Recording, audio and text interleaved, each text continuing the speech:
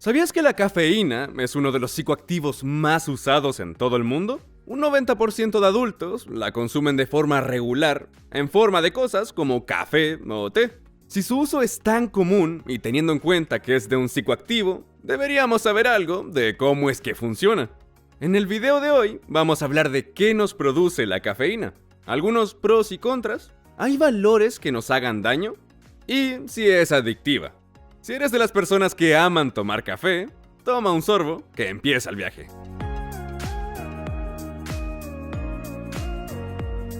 Primero, la cafeína es una sustancia natural hallada en plantas. Es parte de unos compuestos llamados metilsantinas. Y varios metilsantinas, como la cafeína, sabemos que estimulan al sistema nervioso, o SNC.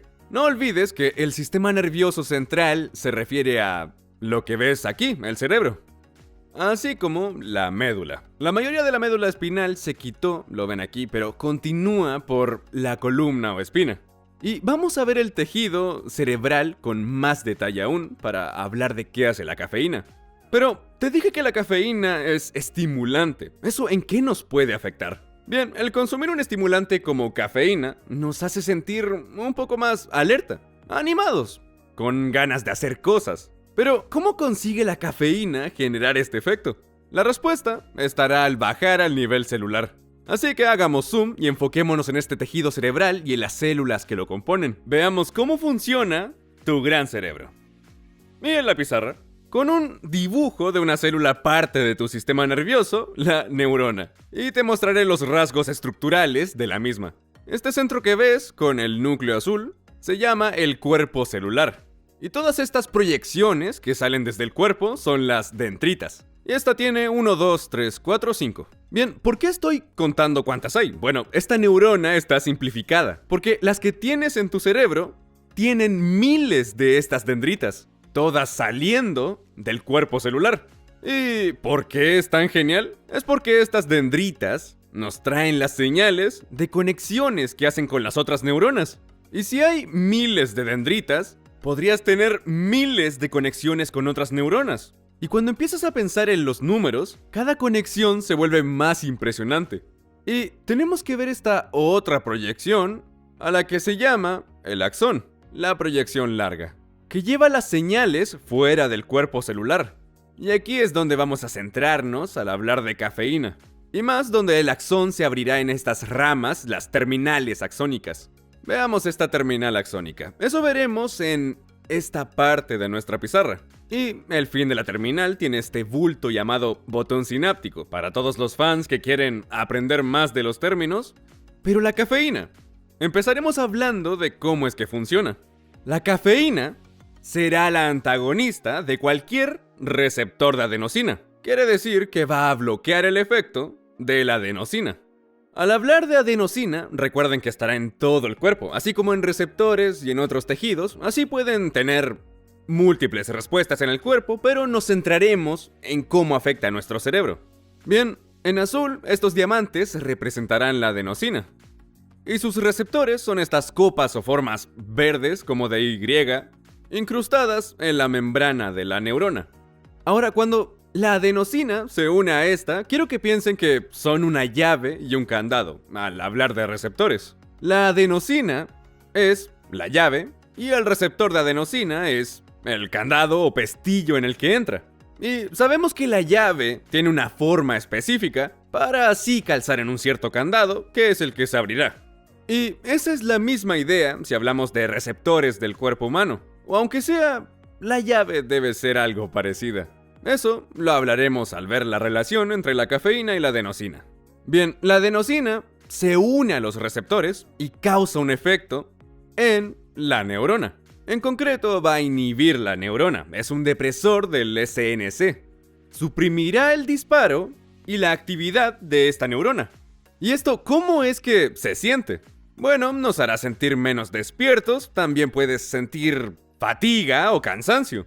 La adenosina se conoce como un medidor químico del sueño. Y seguro oíste algo de la adenosina, pero en una forma diferente. El tritosfato de adenosina o ATP. Podría hacer todo un video solo del ATP. Pero hablaremos del ATP en este video, esencialmente como la unidad de energía de tus células. Si estas están activas durante el día, irán quemando esta energía que es el ATP. Y bien, la idea es que la neurona, que es una viciosa del ATP, lo irá quemando como loca. Lo romperá y la adenosina presente en el ATP de a poco se irá acumulando en el lado de afuera de la neurona. Cuanto más se va acumulando, afuera habrá más y más que se unirán a los receptores, lo cual hará que el efecto de estar cansado y fatigado se potencie. ¿Y cómo solucionamos la acumulación de adenosina? Bien, ayuda si nos vamos a dormir, ya que dormir repondrá nuestras reservas de ATP. Ahora responderemos cómo la cafeína trata con la adenosina y receptores, y causa que experimentemos esa gran estimulación que nos da la cafeína. Recuerda la llave y el cerrojo de los que hablamos antes. La cafeína es la llave que entrará en el cerrojo, pero no girará o abrirá el cerrojo. Y esto es lo que pasa con la cafeína y los receptores de adenosina. Su forma es ideal para adaptarse o encajar en el receptor de adenosina y bloquearlo, pero sin activarlo.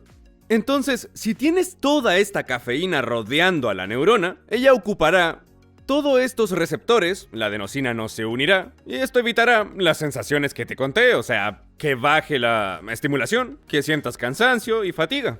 Así que, imagina que disfrutas de una increíble bebida con cafeína, que imagino que no es una adicción, y lo hablaremos luego. La cafeína eventualmente va hacia la sangre, circulará hacia nuestro cerebro, dentro del vaso sanguíneo que está dibujado, no es la misma escala, pero el capilar no está tan mal.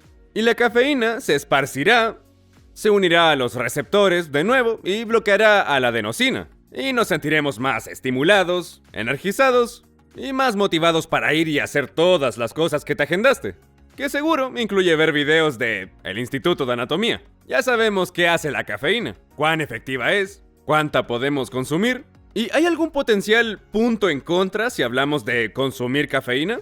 Bien, hay muchos estudios que muestran que la cafeína mejoraría la formación de los conceptos, la memoria, el razonamiento, la orientación, la atención y sí, hasta el humor de quienes odian las mañanas. Se ha demostrado que hasta puede mejorar el tiempo de reacción y el razonamiento visoespacial.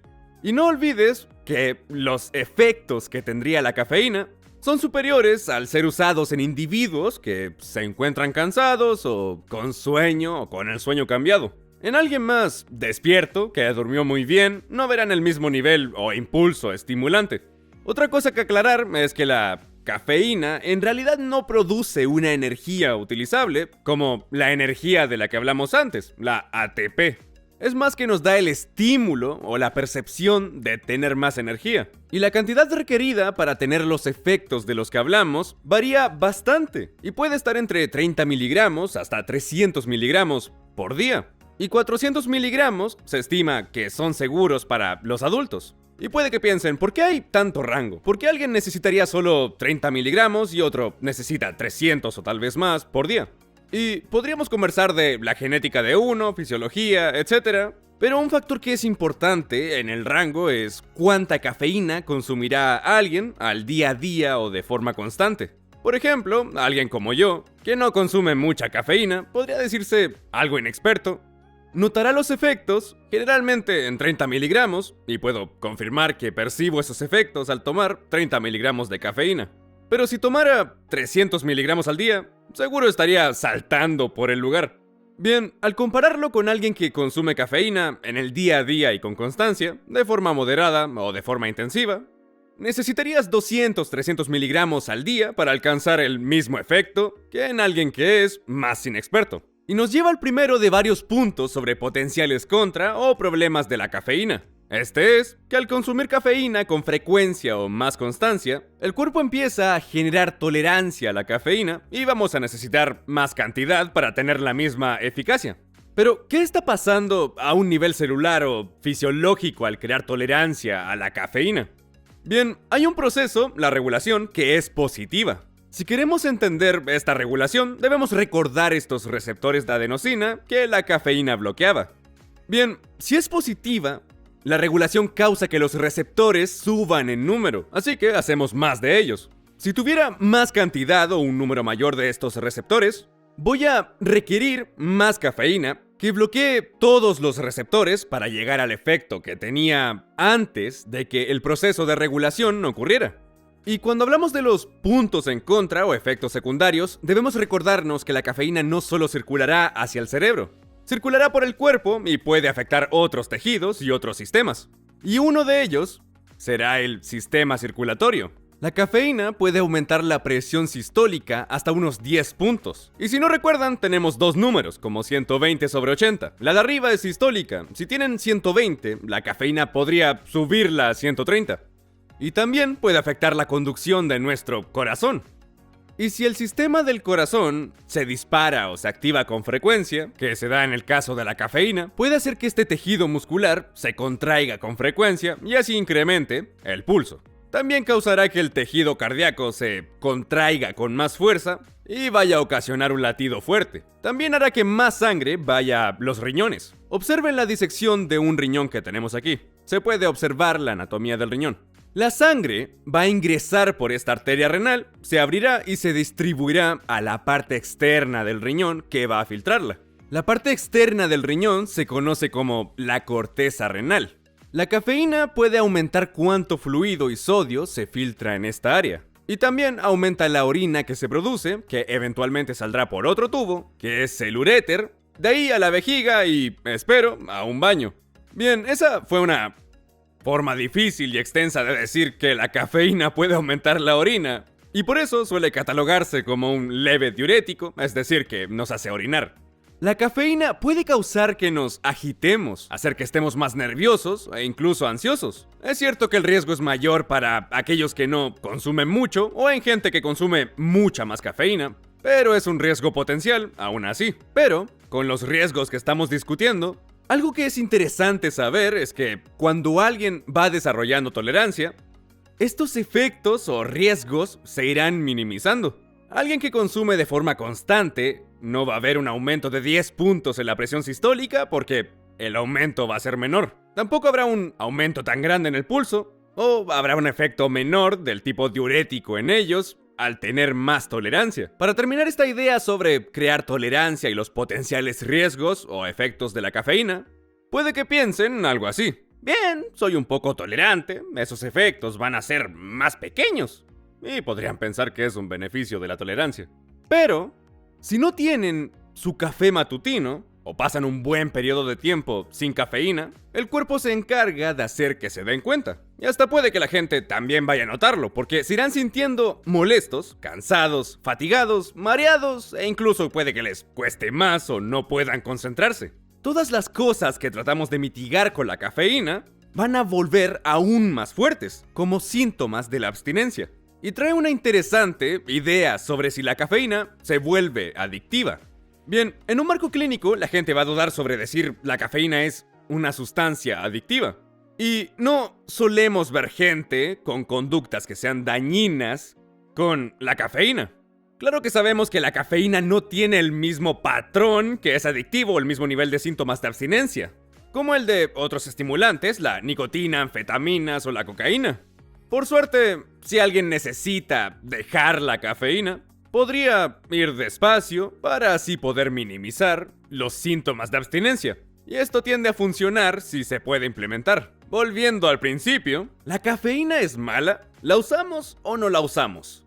Bien, es una de esas sustancias donde es difícil poner un límite muy claro. Hay muchas otras sustancias que podemos tomar y decir que no hay que tomarlas porque va a hacer más mal que bien. La cafeína no cae en esa categoría. La cafeína debe tratarse como se debería tratar cualquier otra sustancia que ingieran, si es una comida o suplemento o un medicamento sin receta. Siempre querrán pensar en pros y contras. Puede haber situaciones donde alguien puede que esté usando demasiada cafeína de forma ineficaz o que dependan de ella. Claro, pero también habrá mucha gente que la use de forma responsable y efectivamente. También hay gente que no la consumirá y que está bien. Otra cosa que es importante mencionar es el uso como agente terapéutico de forma clínica y el potencial que tiene de bajar el riesgo de ciertos trastornos. Hay ciertos estudios que implican que la cafeína puede bajar el riesgo de trastornos neurológicos como el Parkinson y Alzheimer. Recuerden que todavía hay que investigarlo más y la cafeína es solo un factor en esto del Parkinson y el Alzheimer. Pero sigue siendo interesante pensar que podría protegernos o reducir el riesgo de estos tipos de trastornos neurológicos. Y se usará para bajar el dolor, sobre todo el dolor de cabeza, en combinación con otros medicamentos. Y olvidé decir que uno de esos síntomas de abstinencia es dolor de cabeza. El dolor de cabeza puede ser una espada de doble filo, depende de cuánta cafeína consuma, pero en ciertas situaciones tiene un uso terapéutico para este dolor. Y por último, hablemos del uso de la cafeína. Hay gente que la consume a veces o de vez en cuando, un par de días en la semana. Y lo que harán es coincidir ese consumo con un día en el que tienen que hacer más cosas o enfocarse en el trabajo, la escuela o en lo que tengan que participar. Y la idea es que no generen tolerancia, pero aún así puedan tener beneficios en el día que eligieron para usar cafeína. Otra gente incluso usará la cafeína para eventos atléticos. Se ha estado estudiando mucho a la cafeína y su influencia en el desempeño atlético, que me parece realmente fascinante, y vamos a hacer un video sobre cafeína y desempeño atlético muy pronto. Y volviendo a la reflexión del video, espero haberles mostrado qué hace la cafeína dentro del cuerpo humano, incluso al nivel celular, para contar con la información para poder usar la cafeína en sus vidas. Y espero que tengan la información para hacerlo. Y gracias por ver el video. Espero que no te haya hecho falta tomar mucha cafeína. Y dale al me gusta y comenta qué te pareció y cómo usas la cafeína. Y si no estás suscrito, eres libre de ir y suscribirte. Y te veo en el próximo video.